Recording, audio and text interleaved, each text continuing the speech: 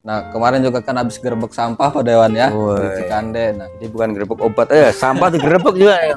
iya, Bagus bagus. iya, iya. Nah, ini kan artinya apa ya, yang emang keluhan-keluhan dari masyarakat yang Betul. emang udah didengar oleh pemerintah Betul, oleh kabupaten dewan, sendiri, ya. iya, dan dewan sendiri. Hmm. Sampai saat ini kan Kabupaten Serang sendiri belum punya tempat pembuangan sampah ya. Betul. Nah, ini solusinya ke depan gimana Pak Dewan? Nah,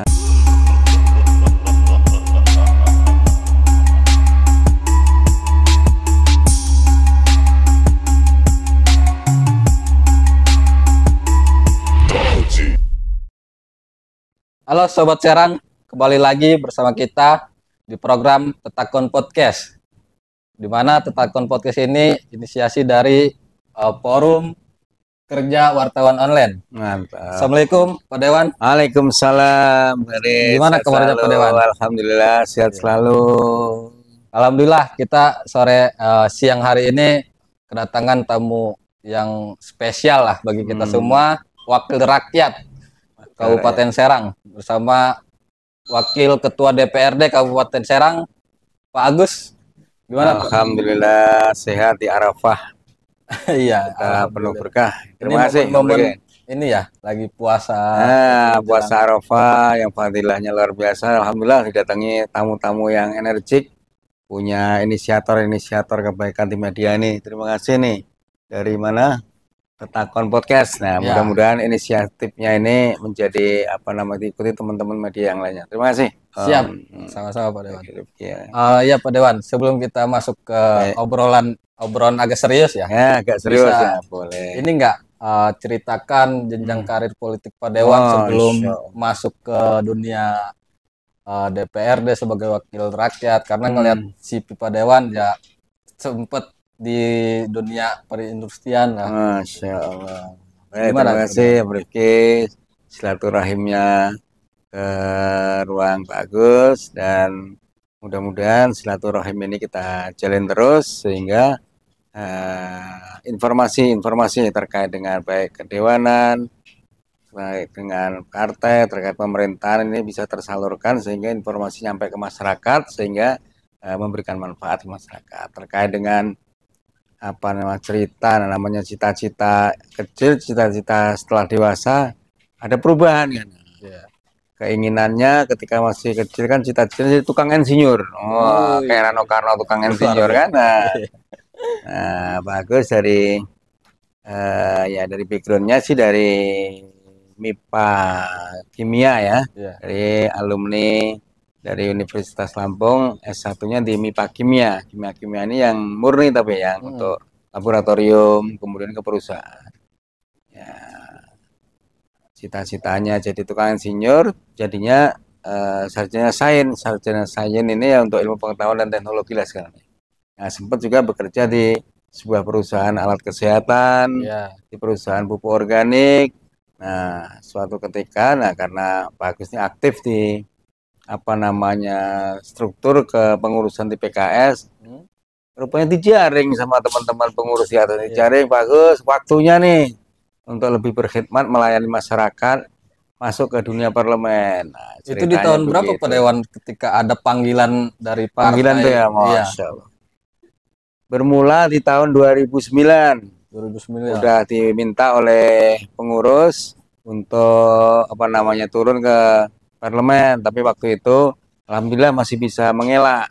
Mengelaknya apa? Anak-anak masih kecil, masih dibutuhkan oleh perusahaan, masih ada kader-kader yang baik dari PKS yang lainnya. Nah, yang lainnya dulu dah.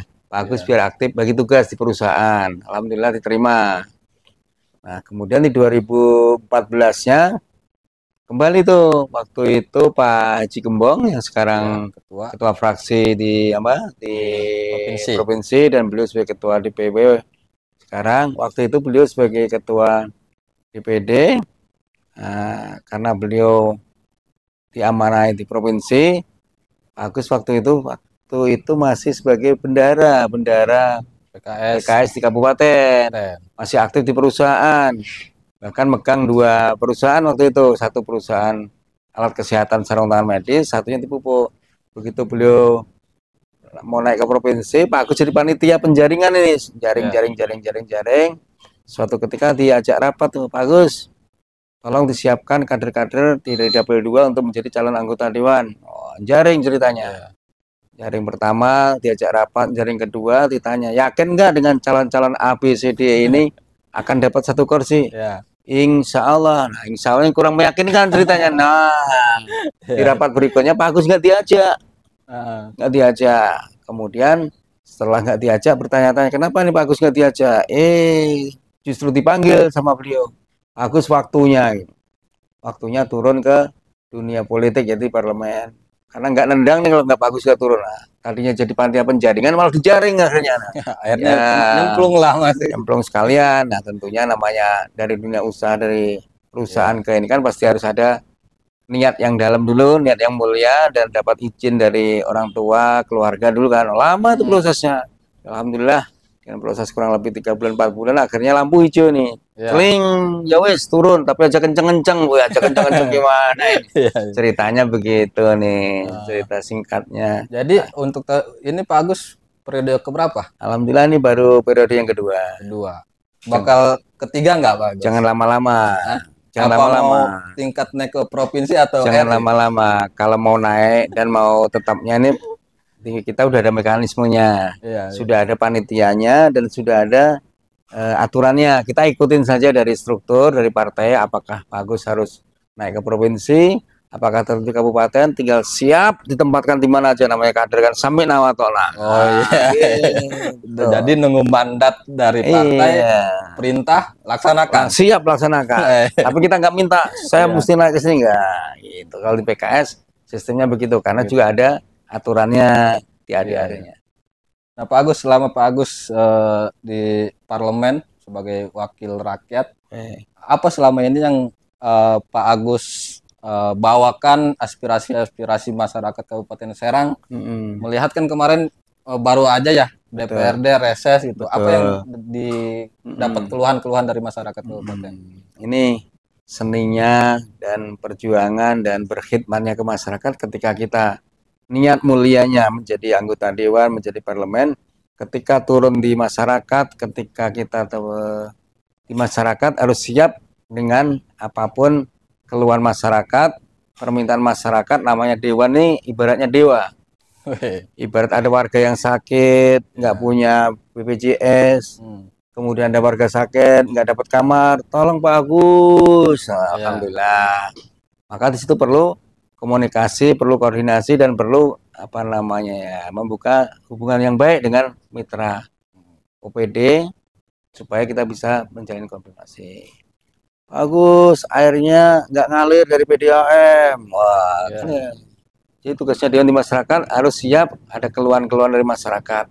Ada warga yang sakit, nggak punya BPJS, ada yang airnya mati, kemudian ada apalagi warga yang minta bantuan tempat ibadah dan sebagainya, harus siap. Nah, ini salah satu konsekuensinya menjadi anggota dewan, dan nggak boleh ngeluh.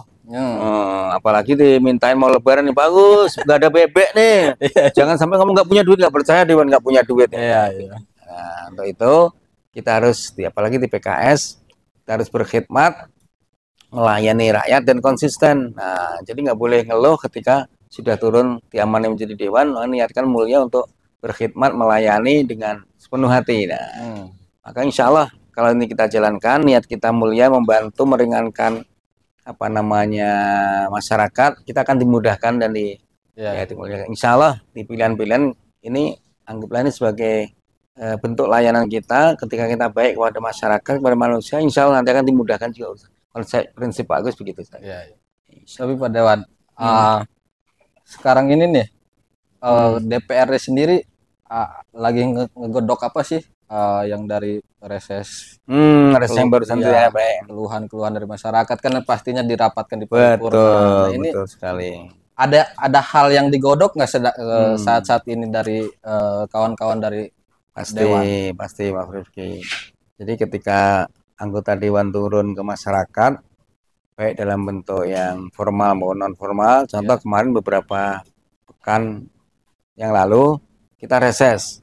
Reses kan rest itu ya istirahat, ses ya, ngeses ya, reses istirahat dari kantor, turun ke masyarakat, menyapa, menjaring aspirasi, mendengarkan masukan-masukan. Nah, salah satunya di reses kemarin kita sama-sama lihat ketika berpikir jalan ke daerah mana aja, pasti melihat pemandangan kanan kiri, pemandangan yang banyak warna-warni yang berserakan di pinggir jalan kan, yaitu sampah.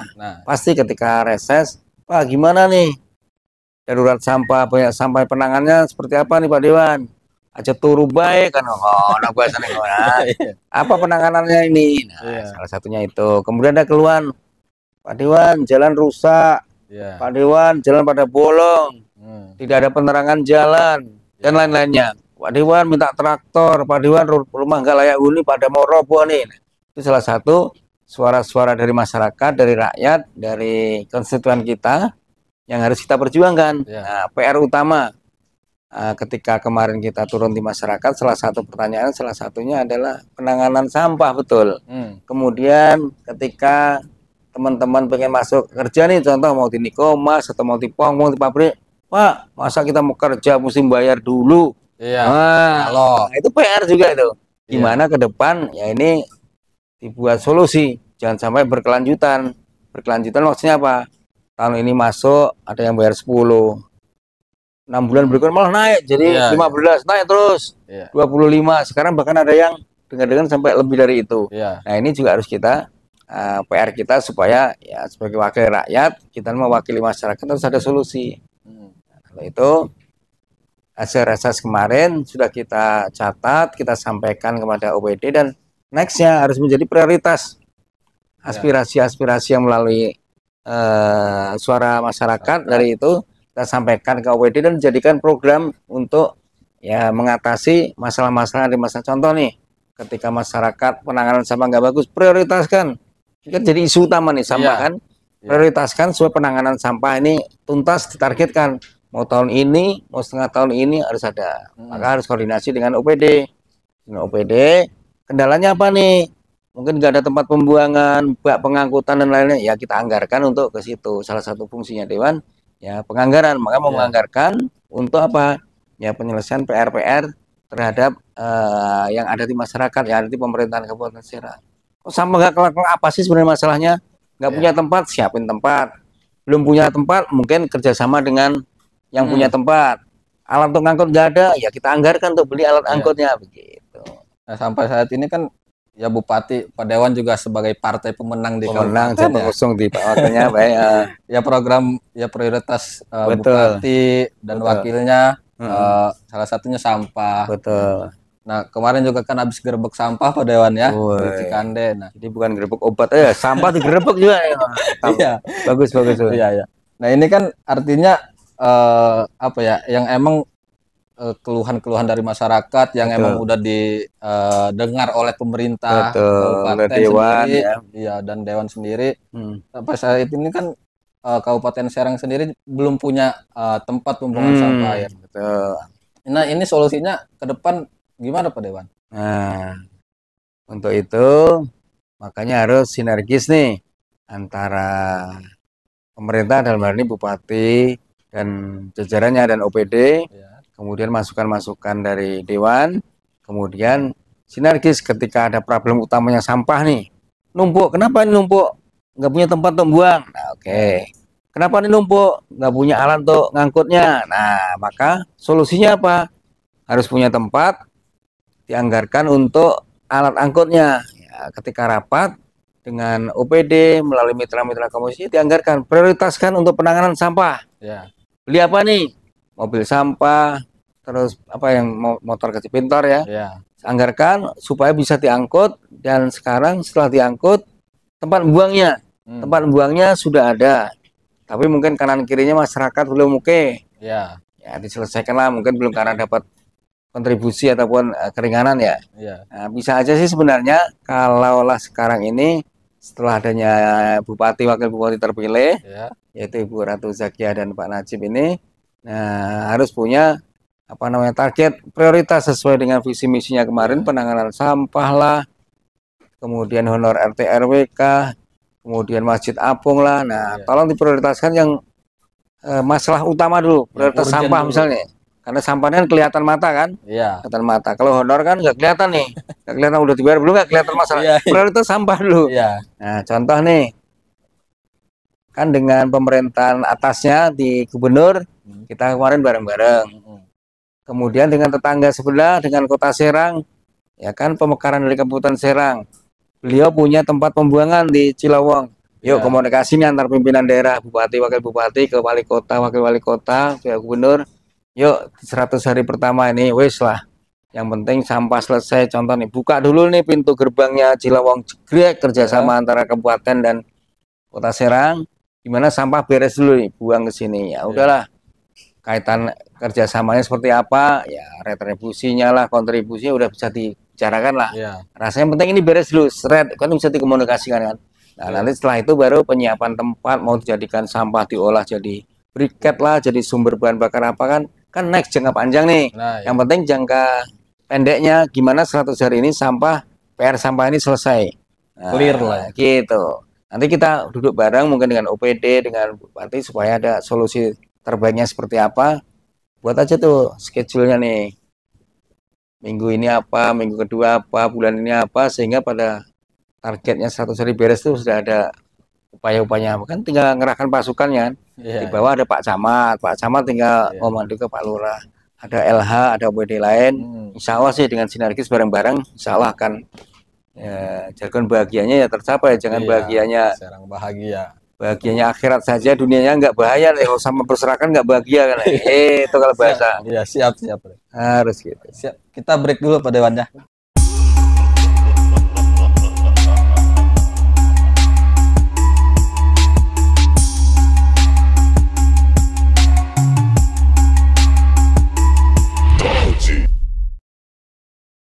Oke, balik lagi di Tetakon Podcast.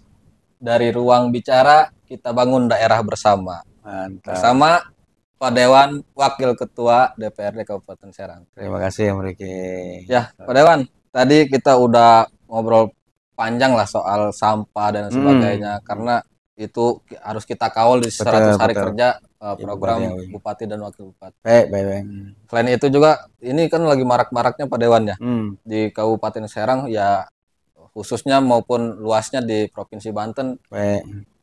Ormas yang berkedok ormas, jadi calo tenaga kerja, ada juru parkir liar. Nah ini Pak Dewan memandang hal itu untuk mengantisipasi calo-calo yang jangan terjadi lagi lah di daerah Kabupaten Serang ini. Paling supaya dikurangi Serang ya. bahagia, Serang bersih dari sampah-sampah. Gimana Pak Dewan? Baik, kalau berbicara kaitan dengan calo ataupun agen jasa tenaga kerja gagahnya ya, nah, jasa tenaga kerja boleh-boleh saja, tapi jangan sampai dengan adanya jasa tenaga kerja ini memberatkan calon pekerjanya sendiri. Ada satu pelajaran, satu contoh daerah yang penanganannya cukup bagus dan saya rasa saling menguntungkan. Itu Pak Agus pernah juga sebagai diamanai di perusahaan alat kesehatan ini di Lampung ya. Di sana ada namanya kawasan industri Lematang Tanjung Bintang, kawasan industri.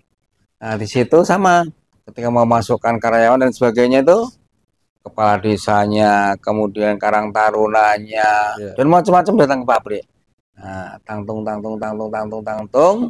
anak tetakon gimana ngatasi calo. Nah, Pak Agus berjawab. Nah, ada konsep yang waktu itu sempat bagus, rasanya kalau diterapkan di Kabupaten Serang cakep juga nih. Kalau menerima dan kalau bisa dirundingkan. Jadi perusahaan yang tinggal tempat usahanya, nyari makannya, usahanya di desa X, anggaplah di desa namanya desa, kalau yang di Lampung Pak Agus pernah kunjungi, desa Lematang. Ada perusahaan alat kesehatan. Kemudian desa ini berdampingan dengan desa kanan kirinya. Desa kirinya namanya mungkin Kaliasin, desa kanannya Sukanegara. Nah, diundang kepala desa yang tempat tinggal perusahaan itu dan kanan kirinya. Perusahaan X ini membutuhkan 100 karyawan, padat karya, karena waktu itu alat kesehatan ini perlu tenaga, nggak terlalu perlu skill ya. Ya, kerjanya apa? Nyabutin sarung tangan dari mallnya, dari cetakannya. Kan mau lulusan SD, lulusan SMP, lulusan apa bisa nih. Nah, karena padat karya, supaya kondusif, pinter nih perusahaan, HRD-nya panggil lurah kanan kirinya. Saya perlu 100 orang supaya sama-sama nyaman.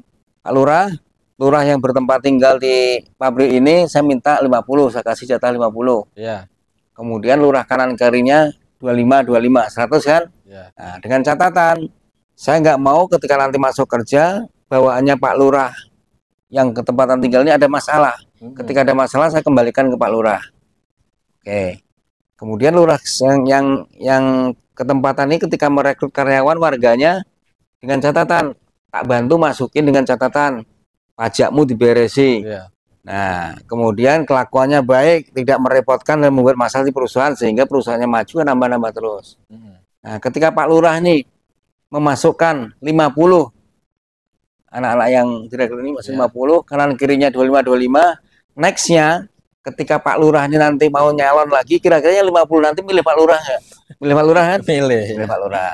Kemudian perusahaan juga sama, ketika anak-anak yang dimasukkan ini bermasalah dikembalikan lagi Pak Lurah, untung nggak perusahaan, nggak nanggung penyelesaian, nggak nanggung apa namanya training dan sebagainya, dilatih dulu, disiapkan dulu, perusahaannya dimudahkan, Pak Lurahnya juga diuntungkan kenapa? Ya ketika pilihan nanti Pak Lurah udah dapat yang dimasukkan nanti keluarga pasti milihnya. Yang kedua Pak Lurah nggak ngomong, tolong nih kamu kan udah kewajibannya pajak dan sudah diselesaikan, sudah masuk, pas gajian nanti jangan lupa Pak Lurah seikhlasnya, mau 500 tanpa mau 1 juta tanpa dipatok. Alhamdulillah mereka datang setelah kerja itu, terima kasih Pak Lurah, insya Allah berkat jasa Pak Lurah keluarga kami bisa ini ala kadar Pak Lurah seikhlasnya. Ada yang 500, ada yang 1 juta membawa ayam banyak. Nah nextnya Pak Lurah diuntungkan. Nah, ini bisa copy paste sebenarnya di Kabupaten Serang. Ketika ini diterapkan rasanya nih warganya juga diuntungkan, perusahaan diuntungkan.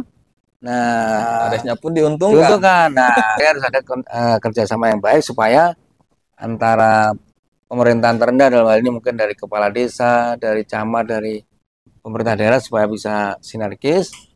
Ya, perusahaan mencari untung, mencari makan di Kabupaten Serang. Ketika bayar pajak, maksudnya Kabupaten Serang akan saling menguntungkan.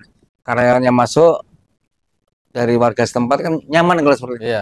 Nah, ini berharap ada kebijakan-kebijakan dan harus ada komunikasi, dibangun komunikasi yang baik nih antara pemerintah daerah dan perusahaan dan ya pemerintah terendah diajak Pak Lurahnya itu.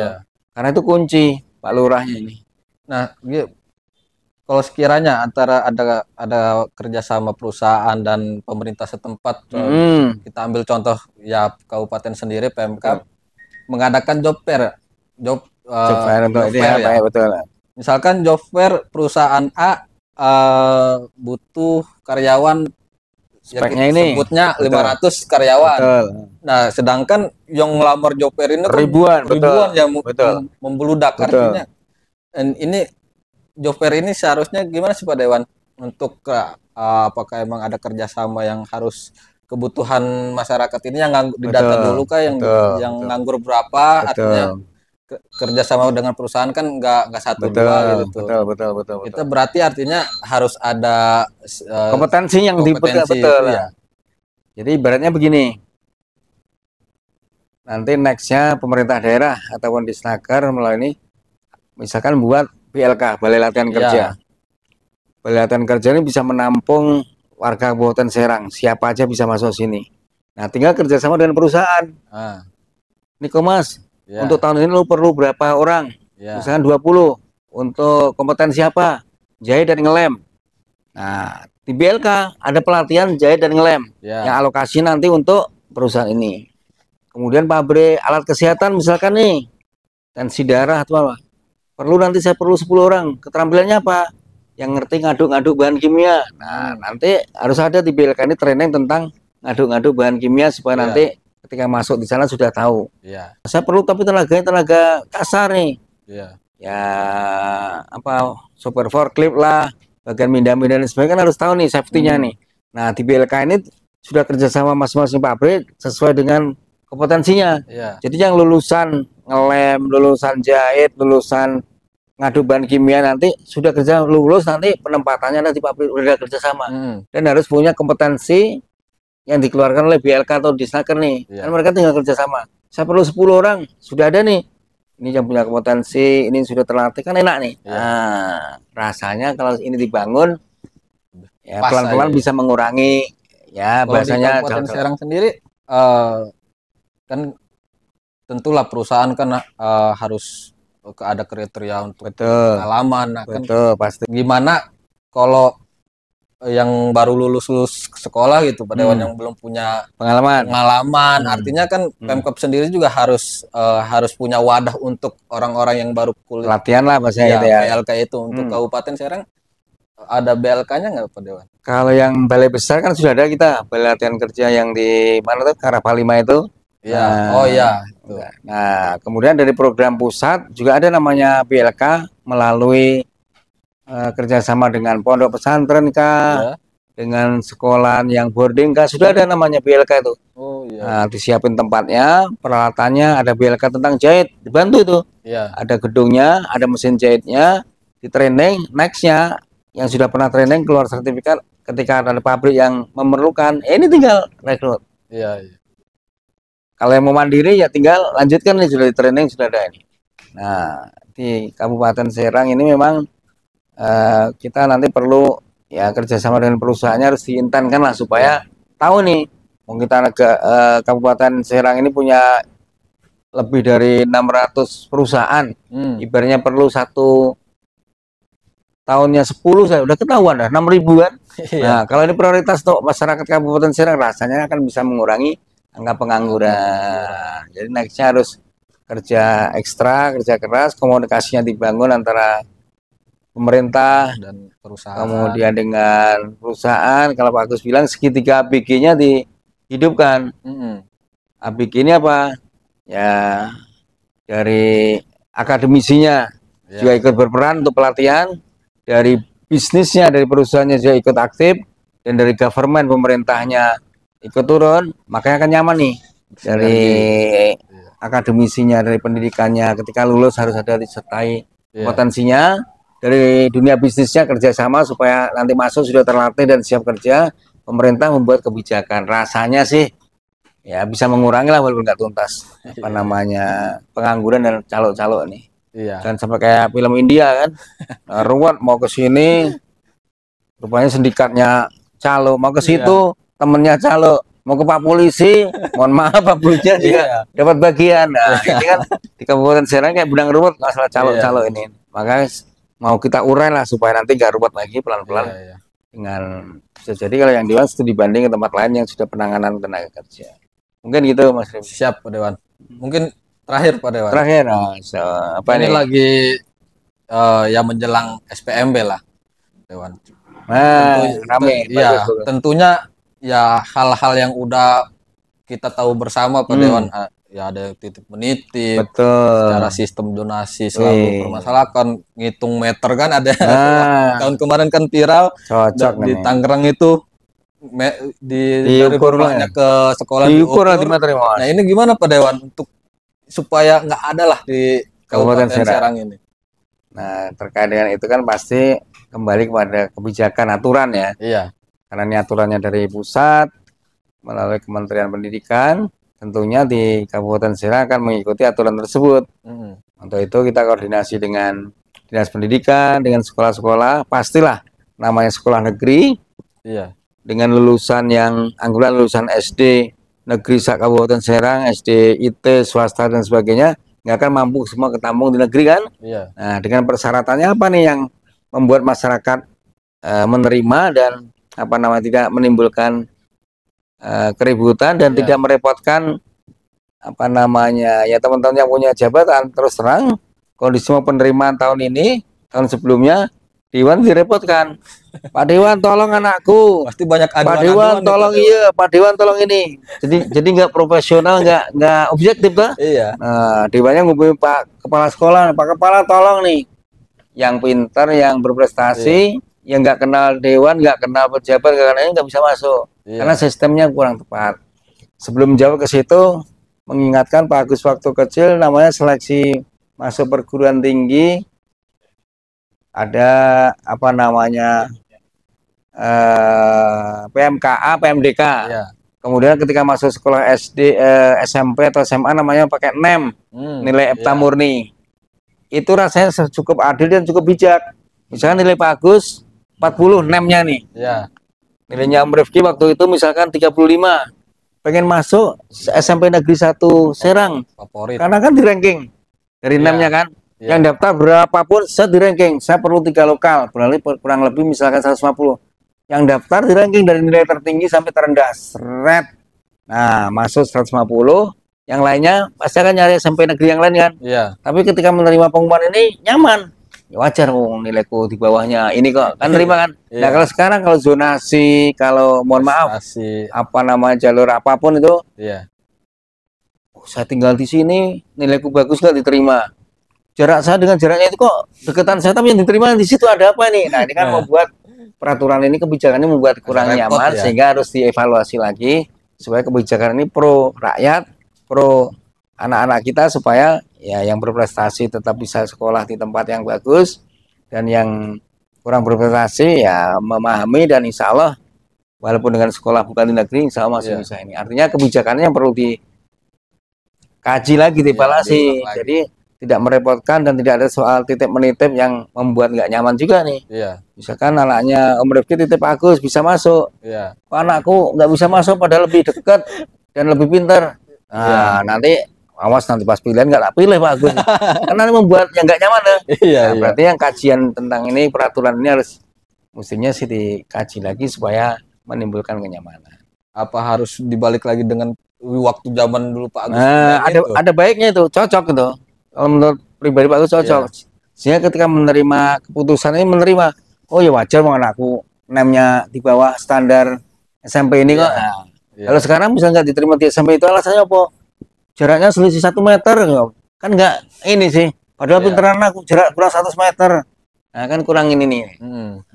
Tapi sudah ada evaluasi, sudah perbaikan sih. Jalur prestasinya diperbanyak.